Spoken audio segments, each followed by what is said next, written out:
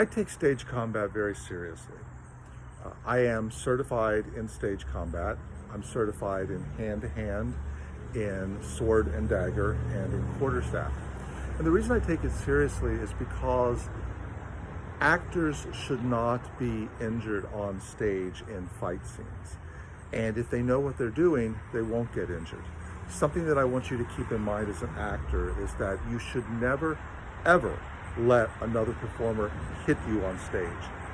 Sometimes you'll have a director who will say, I don't believe stage combat, so go ahead, just slap him in the face. Or you'll have an actor, maybe they're trying to be macho, and the actor will say, I really want to feel it, hit me in the face. In all of those situations, as an actor, you always say no. Because a slap to the face can actually cause a lot of danger. Because the thing of it is that directors and audiences expect a slap to sound a certain way. They expect to hear a sound like this. Think about how hard you would have to hit someone in the face to make that kind of a sound.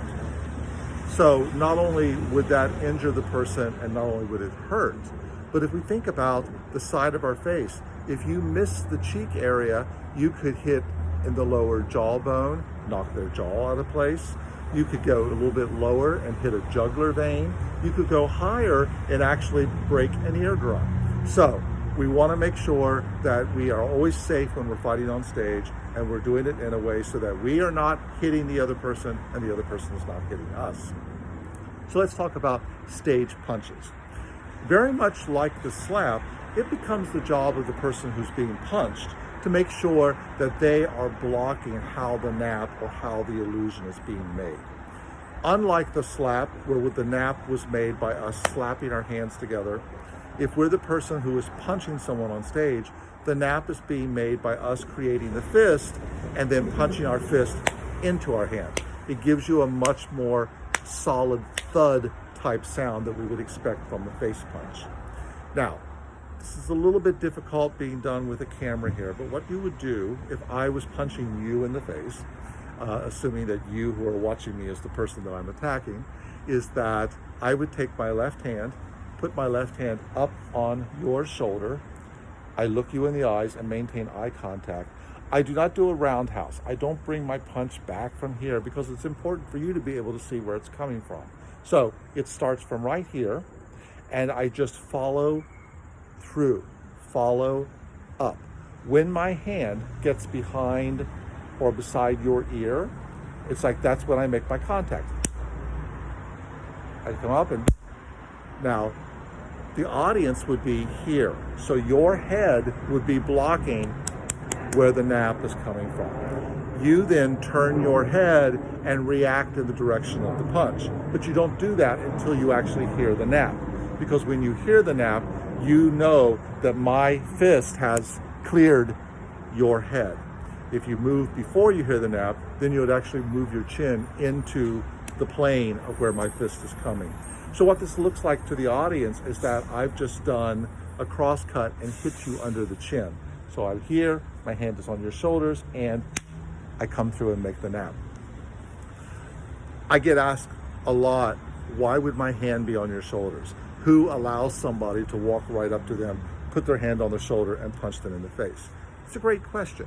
Keep in mind that we call this fight choreography. The reason we call it choreography is because it's very much like a dance. We create a reason for us to be in these positions. So the fight choreographer would create a reason for my hand to be on your shoulders. Perhaps you're getting ready to walk away, and I grab you by the shoulder, pull you around, and then punch you in the face.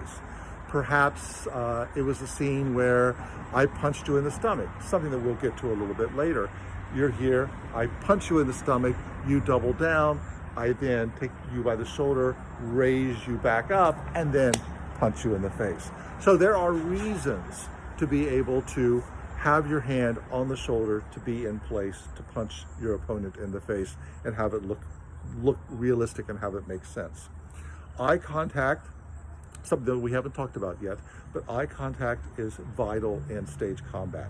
It's the only way that we can communicate on stage, because we can't stop. there's an audience watching us. We can't stop and say, are you okay? Are you ready to go? So it's through our eyes that we let each other know that we are set and ready to go. That's why once you learn fight choreography, once you learn a fight scene, you rehearse it every day, because if you don't, then mistakes can be made. So now you've learned how to throw a punch on stage. In our next lesson, we'll learn some stomach punches, some hair pulls, and some of the other fun things that we can do with hand-to-hand choreography.